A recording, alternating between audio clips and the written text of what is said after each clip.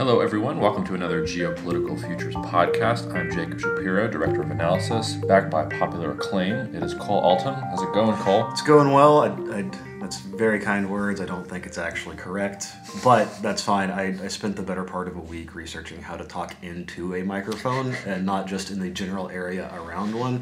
So I've got pretty high hopes for myself this time. Yeah, well, you have to have high standards in order to We reach always them. aim high, Yeah. always, every single time.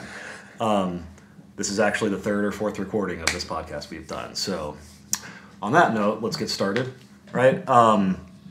So I asked you last week, and I'd like to ask you again. Maybe this turns into a recurring thing. I'd like to know at the beginning of the week, what should we be looking for? What should our readers be looking for? What's on your mind? What are the things that are going to shape the course of this week for you? Well, the first thing on our radar is definitely what on earth is going on in the Middle East. Obviously, we care about the Middle East a lot anyway, but between the stuff that happened with Turkey and Iran sort of facing off a little bit in Syria at the end of last week, and then obviously Iran and Israel squaring off in Syria over the weekend, what direction Syria is going to take now that these outside powers are really getting more involved is going to be very interesting to watch. What exactly happened over the weekend? Well, so what happened over the weekend is that an Iranian drone apparently went into Israeli airspace. The Israelis shot it down. They decided to send some fighters into Syria to knock out the place where it came from. Some Syria anti-air batteries hit one of the Israeli fighters, or exploded and the shrapnel hit the fighter, or whatever the technical thing is, and that fighter actually went down in Israeli territory. Israelis retaliated against not just Syrian targets, but they specifically said Iranian targets. And that's sort of where it stopped for now. But how clear is the distinction when you're talking about that area of Syria? Like how clear is it that this is a Syrian installation, this is an Iranian installation? Do those distinctions get a little blurred? I don't think they get blurred, because I think the thing that Israel is worried about is Iran is beginning to set up more than just auxiliary helping points for Syrian forces. Iran is actually trying to set up places where they can make missiles, is stationing themselves at air bases where they might be able to launch drones or even aircraft. So no, I don't think it's a distinction without a difference. And besides that, Israel is not often public about the targets that it chooses to hit. So them coming out and saying, no, we hit Iranians. The Iranians are here. We hit them at a base that the Russians are known to use for their own air assets. A lot of stuff going on there. So. All right. What is going on in North Korea? We had a weird thing where Kim Jong-un's sister was visiting the South. We talked about that last week. It's a little unprecedented. We didn't quite know what to make of it. I don't know that I do either. I do know that it's not always a good thing to be a member of the Kim family and be mentioned in the media. His uncle was mentioned in the media after he came to power. He got killed. His half-brother Kim Jong-nam was mentioned in the media not that long ago. He got killed. This seems to be a little bit different, though. Well, everyone is obsessed about her role at the Winter Olympics, and did Mike Pence smile at her? Did he not smile at her? And does the U.S. seem overly rigid? And what's so middle school? Look, obviously, the Korean Peninsula is sort of stuck in this situation where South Korea and the U.S. are very publicly, they want different things. And South Korea wants a kind of negotiated settlement or some kind of basis for negotiation with North Korea, and the United States is not really cool with that. And we are watching those two allies try and maintain their alliance while having different views on this particular thing. The real question here is what China is doing in all of this, because China has supported this South Korea-North Korea reconciliation, and the U.S. and China have had some issues over this thing. The trouble with China is that they're about to go into their Lunar New Year holiday, and that means we're about to get sort of silence out of China's diplomacy and policymaking. But the question that I'm asking is not about whether Pence smiled at the sister or what the sister was saying. It's really, where are U.S.-China relations? What is China trying to push towards on the Korean Peninsula? And then just sort of the last thing to look at in the week ahead, has to be what's going on in the global economy, and particularly the U.S. economy. The U.S. is going to release its CPI figures and stuff like that, and if inflation goes up higher than people expected, you might see another sell-off in the market. I'm not sure. We don't really do markets and that kind of stuff. What I can say is that, if this spike in volatility really is the first sign of a recession, which we've talked about appearing by the end of this year, maybe coming into next year, that's a big deal.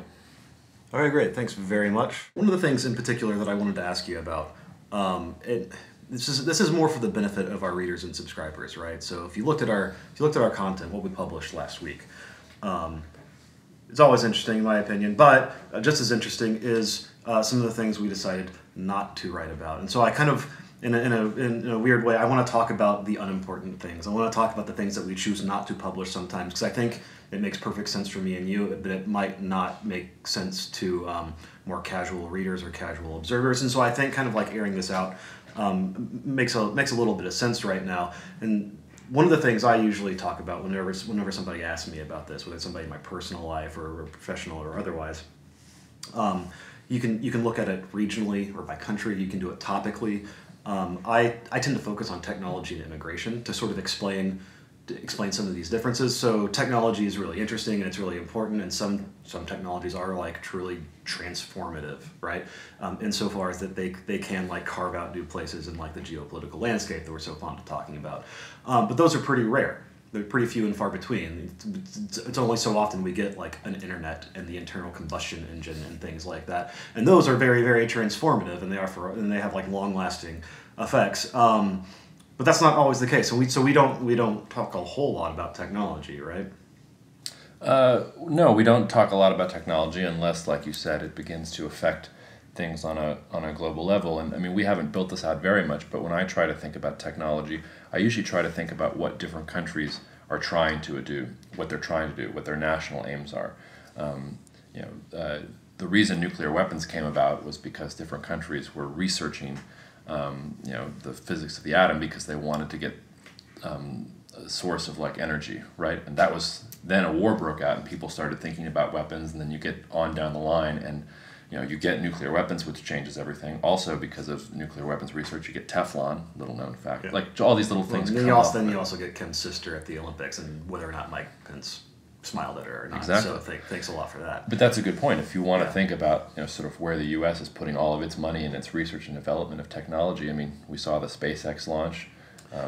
That's one type of thing. Yeah. If you want to think about where the U.S. military is putting its research, think about the problem of trying to identify a nuclear missile site in North Korea and how to knock it out without having to put your own troops in there.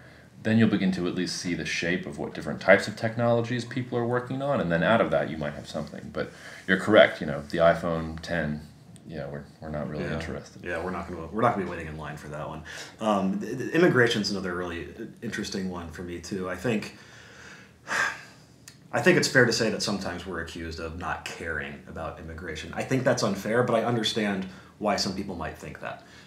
Because we don't write about immigration all that much, and when we do, we write about it in a very different way from more traditional media outlets, right?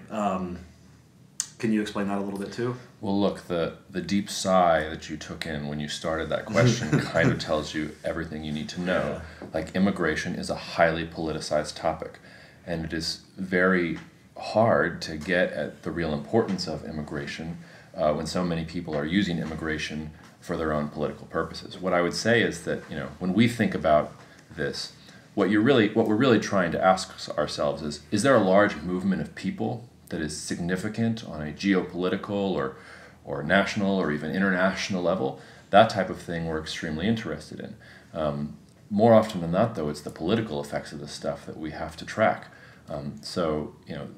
People in the United States will make arguments about Mexican immigration to the United States and this stuff about illegal immigration. That's mostly in the realm of domestic politics. Right.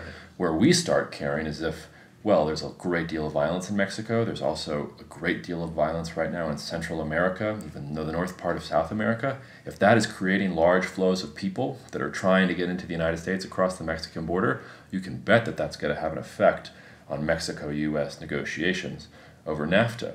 If you're tracking elections in Italy right now, you will see that migration is becoming one of the top political issues there. Now, if you want to look at the facts, technically migration has been going down for the past half year. But the issue is that even though it's a relatively small number of people who are coming into Europe from the Middle East, for instance, pales in comparison to the large numbers of people moving around after World War II, these issues become inherently political.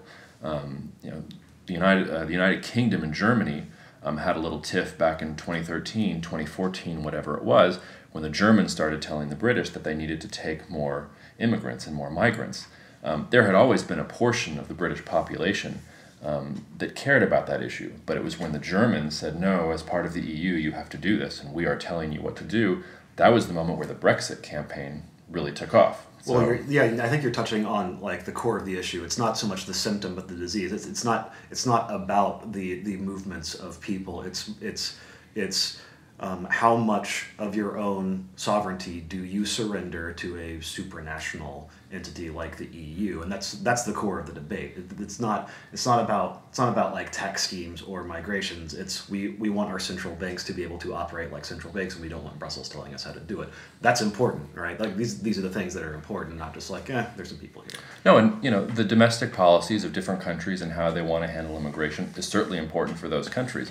I just wouldn't tell them what they should do, and I have no interest in telling them what they should do. The only time I get interested in this type of stuff is when it affects the affairs between nations, or when you have a genuinely important movement of people. If you had 5 million North Korean refugees move across the border into China because of some catastrophe in North Korea, hypothetical catastrophe in North Korea, well, you can be sure that write about that. We would have to write about that. But the finer points of what nations, how they're going to craft their exact immigration policies, that's left for think tanks, and honestly, most of the time does not reach that level of the relationship between nations and affecting global events, which is where we try and keep our focus in an objective way. All right, cool. Thanks for humoring me, but I really only brought that up really just to parlay that into a couple quote unquote larger issues. Again, if you read our website last week, and again, let's face it, everybody listening to this is hanging on our every word all the time and has memorized all of our content, right? So let's base everything on that assumption. We published a piece last week on Macedonia, right? Well, the former Yugoslav Republic. Oh yeah, Macedonia. I beg your pardon. We should build a highway called Friendship to right that wrong. My glibness aside, though, tell me what's going on in Macedonia. Tell me what's going on in Greece. Tell me what's going on in the Balkans. Why do we care? Well, why would a tiny country like Macedonia warrant our attention? And if immigration only sometimes does and technology only sometimes does, why are we writing about this little country on a little peninsula that only has like 1 million or 2 million people on there? Well, it's a good question. So we have to start with the Balkans itself. Why do we care about the Balkans? World War I started in the Balkans. A member of a Serbian group assassinated the Archduke of Austria-Hungary. Austria-Hungary then gave Serbia an ultimatum. Russia backed Serbia. France backed. We don't have to go through the whole shooting match, but right. The Balkans was where World War I started. So as a region, the Balkans generally has shown importance in the past. This is not just historical, though. The Balkans is a place. It's sort of a meeting ground between Russia and its interests, between Western Europe and whichever power is dominant in Western Europe, and then also Turkey, or the Ottoman Empire, if you want, in history. And all three of these powers have competed in the Balkans at different times. And because of the unique geography of the Balkans, there's a lot of room for competition, because there's a lot of mountains, and it's not really a unified area. Yeah, and the associated different ethnic groups and things like that are always kind of like competing for power there, too. So what's going on specifically in Macedonia is you have Greece and Macedonia have an argument about the word Macedonia. For the Greeks, Macedonia is actually a part of Greece. There's a region in Greece that is Macedonia, and they view Macedonia as sort of culturally appropriating their own national culture. You made the joke about the Friendship Highway, but this extends to things like Alexander the Great. In Macedonia, the airport used to be called the Alexander the Great Airport. There's a highway that is the Alexander the Great Highway. Greece finds this offensive and wants them to change it. And Macedonia has actually offered to change it to, I forget what the airport's going to be called now, but the highway is now reportedly going to be called the Friendship Highway. That all sounds silly, but for them it's not silly. Like, this is actually an issue between two different groups. And, you look like you want to say something. Well, so Macedonia is considering changing its name, right? Well, yes, Macedonia is basically offering an olive branch here and saying, okay, well, what if we put a qualifier here in front of it? We'll call it Upper Macedonia or New Macedonia or something. New Macedonia is kind of a cool name, but I mean, like, why would they even consider doing that? Like, the United States would never just offer to like change. We wouldn't just change our names because England didn't like it. Well, look, the issue here is that a lot of these Balkan countries have wanted to become members of Western institutions like the European Union or like NATO for a long time. And one of the conditions that a country like the United States has put on these countries joining is, well, look, first you have to like solve all of your problems between each other first, and then we can talk about it. Now, Greece is obviously in this club already, but one of the things that has been tripping up Macedonia, just on a very petty sort of political basis, is this constant disagreement that it has with Greece, and Greece not being willing to sign off and all this other stuff. What's going on here is that it seems like the United States and the European Union are making a push to put this name issue to bed so that they can reach out to Macedonia and try and get Macedonia more involved in European and Western institutions. And the reason they're doing this is because they are afraid of what Russia is up to in the Balkans. Russia views the Balkans as one of its spheres of influence. It is very closely tied to Serbia historically, as we talked about. That's sort of the reason World War I breaks out. And you even have sort of U.S. ambassadors on the ground saying, look, the reason we are pushing for them to solve these issues is because we see Russia messing around in this region. I saw a quote from a U.S. ambassador who was telling, I think it was a Greek TV station, look, in 2016 there was all this weird stuff happening in Montenegro, and that had Russian fingerprints all over it. I actually hadn't heard, and maybe I just missed it, but I hadn't heard anyone in the U.S. actually accuse Russia of the weird coup-like stuff that was happening in Montenegro, but Montenegro was recently welcomed into NATO.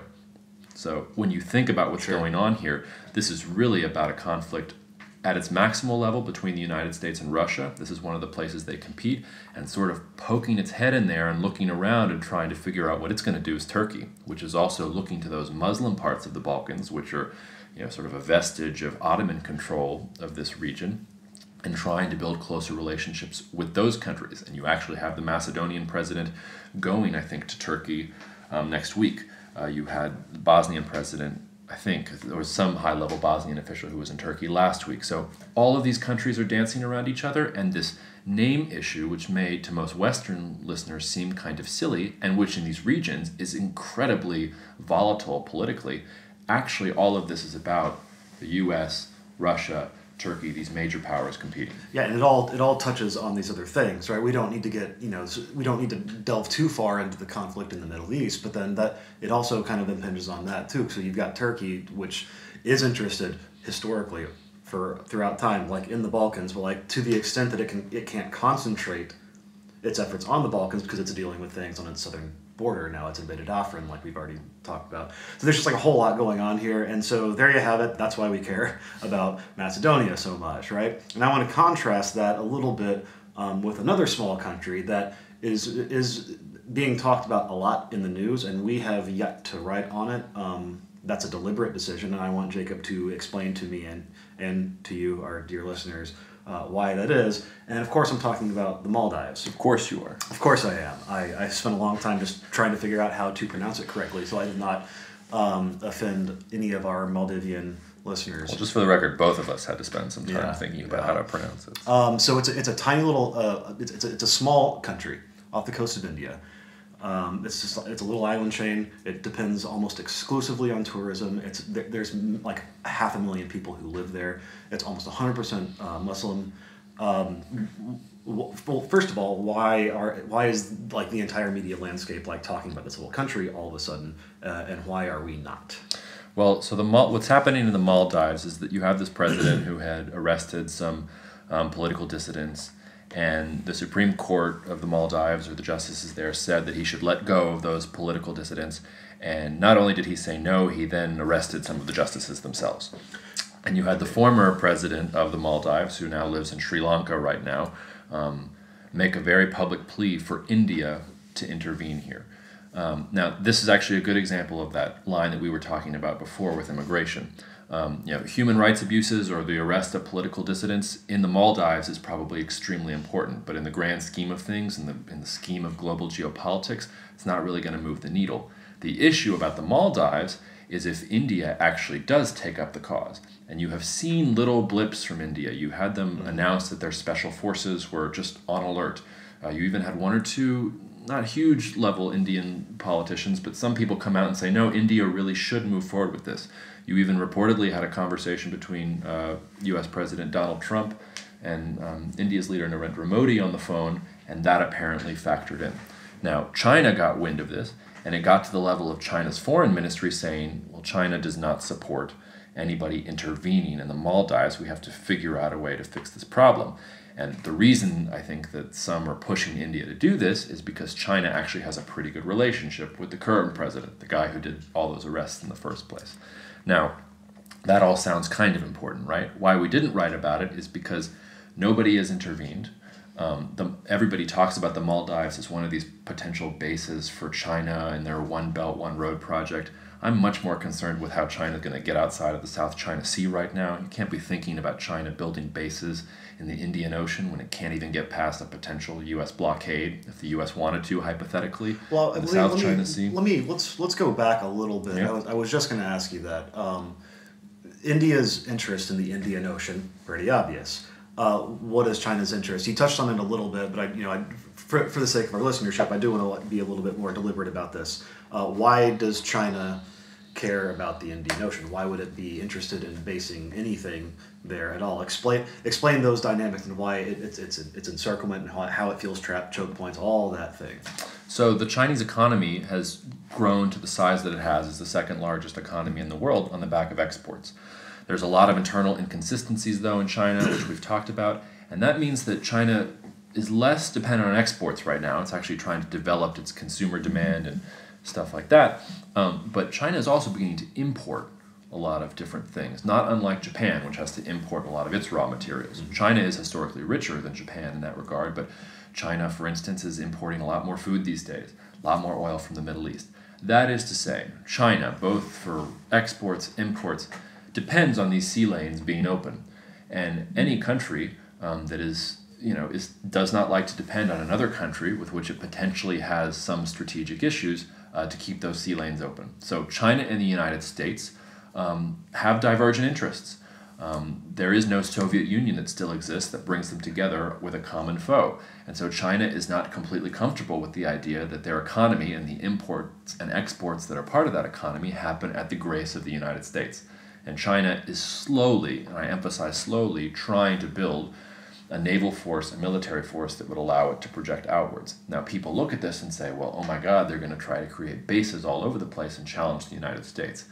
Well, that's really putting the cart in front of the horse. Like, show me the Chinese building like an actual modern aircraft carrier and graduating more than one or two classes of fighter pilots that know how to actually fly planes on and off carriers, and show me that they actually have the ability to carry out amphibious landings. Okay, then I'll start paying attention. But right now, the idea that China is going to create bases, and just because it leases an island in the Maldives, that's somehow going to massively increase Chinese power. That's what the Chinese want people to.